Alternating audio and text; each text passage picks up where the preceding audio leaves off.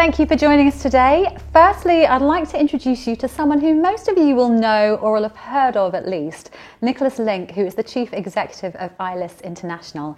Now, they're a mergers and acquisitions company based in New York, London and Dubai. And Nick, thank you for joining us today. Thank you for the invite. It's nice to be here. So in January, you took over Illustrato Pictures International, whose shares trade on the OTC markets, which of course presents significant value already for shareholders, staff and the company. But as I understand it, the Eyeless entity was not in its best shape when you took it over. So what actually attracted you to take over Eyeless? We felt Eyeless was, had a particularly good share structure for an OTC company, and it was something that was very workable for us. We did look at many different entities, but we felt in the Eyeless business there was already a strong shareholder base. So even when the company pre our takeover was relatively inactive, there was still a good shareholder base and still a good shareholder loyalty. And we felt we could leverage that to get increase our stock volume and ultimately let those shareholders get some value out of the new business and the new entity as we sort of move forward. Which now looking back 2 months down the line is exactly what's happened. So the strategy worked out perfectly. We're very comfortable with that. We're going through a rebranding exercise of changing it from Illustrato Pictures International to Eyeless International. Mm-hmm. We just wanted to keep the ILUS symbol because of those shareholder bases, and we didn't want to lose the shareholder recognition, as we call it, eyes on the stock. Yeah. So hence why we've kind of adapted the company name to suit the company symbol.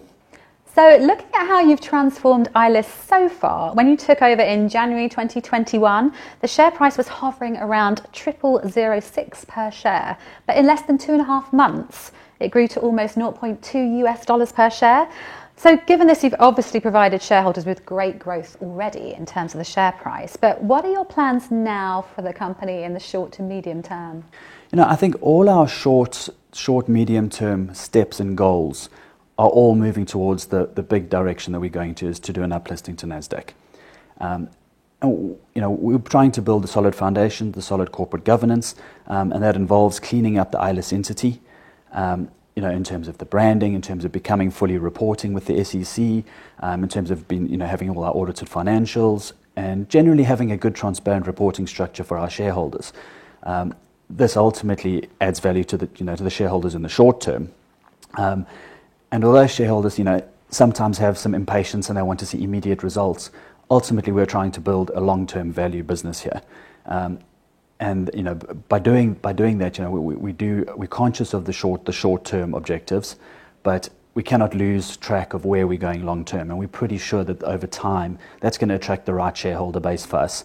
And really, the business is really about, it's about the technology base that we have, and developing that technology base, but off the back of mergers and acquisitions to give us rapid scale. We're confident that our short and medium-term strategy is right. We've executed well so far. Our hands are sometimes tied by the regulators and the authorities. We can't really go faster than they allow us to, but they certainly know who we are now. We're impatient. We're in a rush to get where we're going, and we'll continue to do that.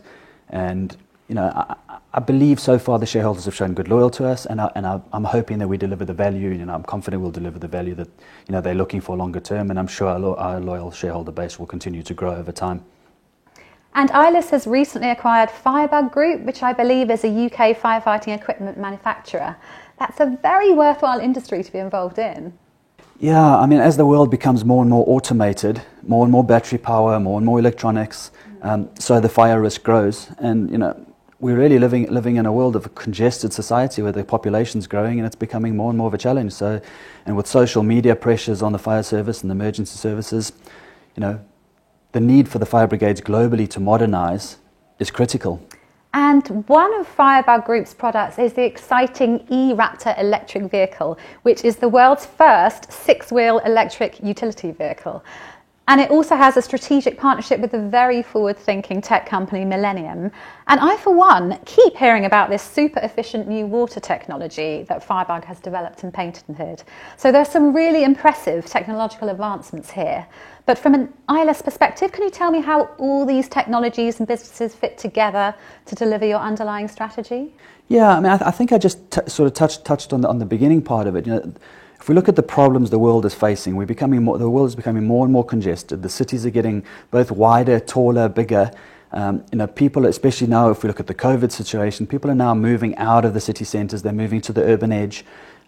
Historically, the fire services and the emergency services, they didn't have that huge demand on those outer perimeter areas. They were able to move more freely because of space, and now they're under incredible pressure. And if you look at the social media, pressure on them as well. If there's a fire and they take more than 5, 6, 10 minutes, it's all over Facebook, it's on Twitter, it's on all the social medias, which obviously is putting the fire chiefs, fire marshals under mega pressure. And simultaneously, they're covering a bigger area under more pressure with less budget. That's the reality of it.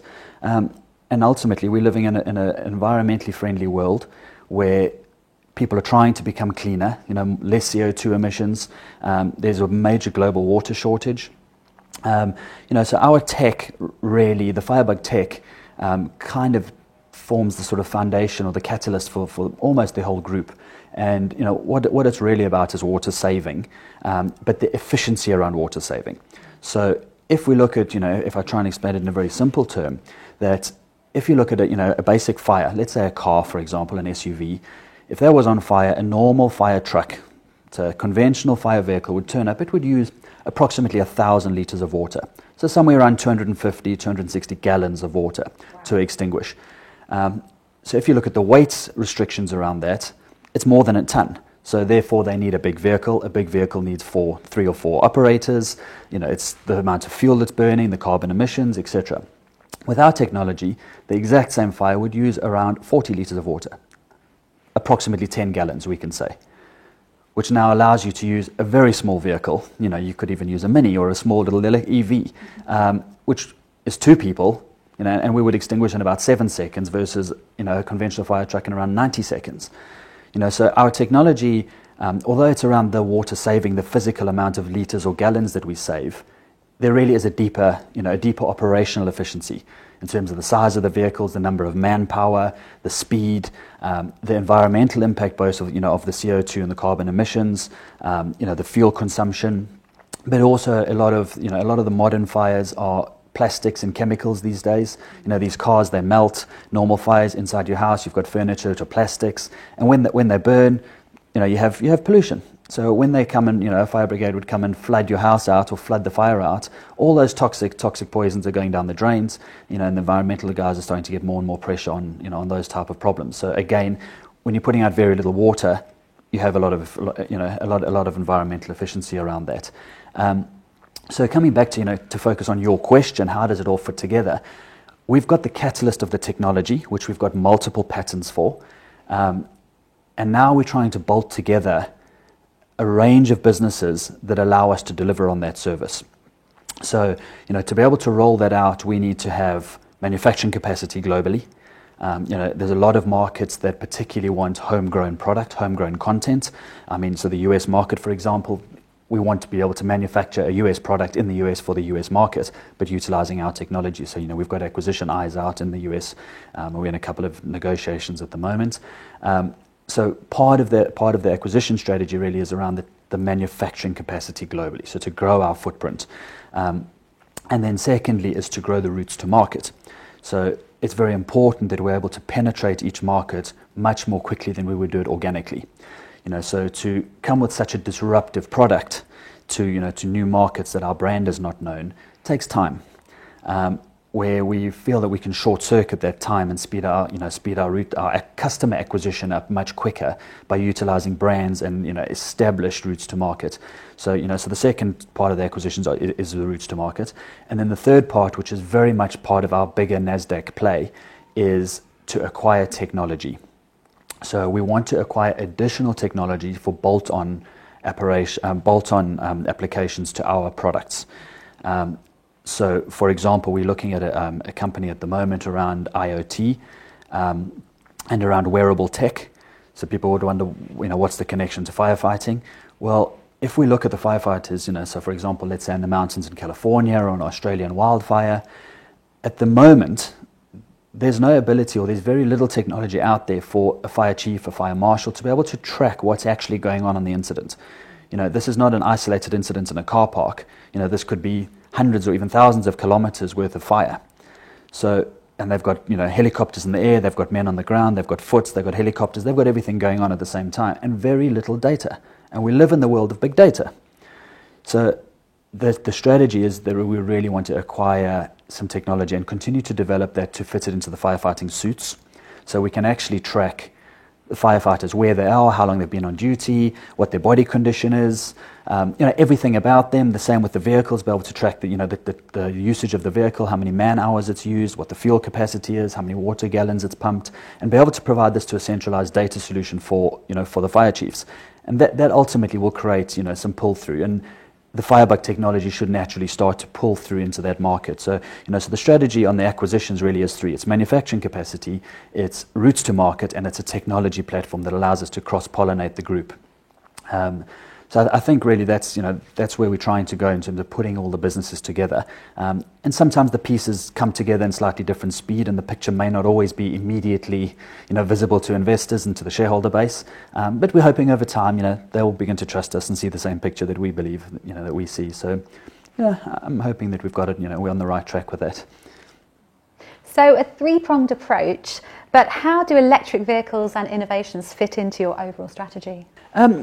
You know, when we set out with the Firebug business and the Firebug strategy, EV was not part of our plans. I must admit, as much as I would like to say it wasn't. We actually started developing the EV technology for our own demands, because we supply a lot of vehicles to oil refineries, airports, football stadiums, large facilities, and we couldn't get the weight loads that we needed, the capacity that we needed. We basically couldn't get what we needed out of the chassis that were available on the market. We also had price pressure, and we felt quite restricted on that basis. So we decided to set our goals to developing our own EV for our own purpose. And this is going back, you know, a few years prior to EVs being such a hot topic. And ultimately, we've developed the technology into a fantastic vehicle. It has probably the highest loading capacity of any vehicle in its class outside of EV, so even against diesel or petrol or any of the others. And you know, it obviously has all the EV characteristics. It's an EV vehicle. And what we've realized now, obviously, is the technology that we've got is phenomenal. We can now roll that out into other EV vehicles. So we've geared it around having a specialist division for EVs called eRaptor, and we're really focusing on trying to expand that EV range. So although the initial rollout of the EV has all been around the small EV six-wheel vehicle, which is the only one of its type in the world, that really has been focused on our own usage for our own customers. Now we're looking to roll that particular product out globally through vehicle distributors, through UTV distributors. You know, so we would like to think over the next 2 to 3 years we can have that EV, that 6x6 eRaptor vehicle, in most dealer showrooms in most countries. It's obviously a very aggressive plan. It's very ambitious, but obviously the timing is right. You know, the world is moving towards, you know, EVs. The timing couldn't be better with, you know, Joe Biden coming into power, being very pro EV. So, you know, the EV is a two-staged approach. One is to roll this existing 6x6 vehicle out. We're working very hard to, you know, get some different certifications for different markets, and also to make the product a little bit more sexy in appearance, a little bit more modernized, and then use the same technology into something a little bit bigger, but still something quite niche. You know, we don't really want to push that EV vehicle into the same space where there's hundreds of other EV manufacturers who are a long way ahead of us. You know, we're very niche focused on the EV rollout that we're planning to deliver. Which links back to, you know, part of your question was about Millennium. So Millennium has, you know, is a strategic partner of ours, who focus on autonomous vehicles, and particularly the autonomous technology fitting onto the vehicles, and they've been primarily involved with the military space, and doing a phenomenal job with, you know, with the two vehicles that they've got, and now we're looking to roll out their technology onto our EV vehicles. So our EV vehicle would technically eventually be completely autonomous. So for example, a shipping port or an airport or, you know, a football stadium could actually, from the security center, completely control a vehicle to go out to an incident, extinguish a fire, or do what it needs to do without any manpower.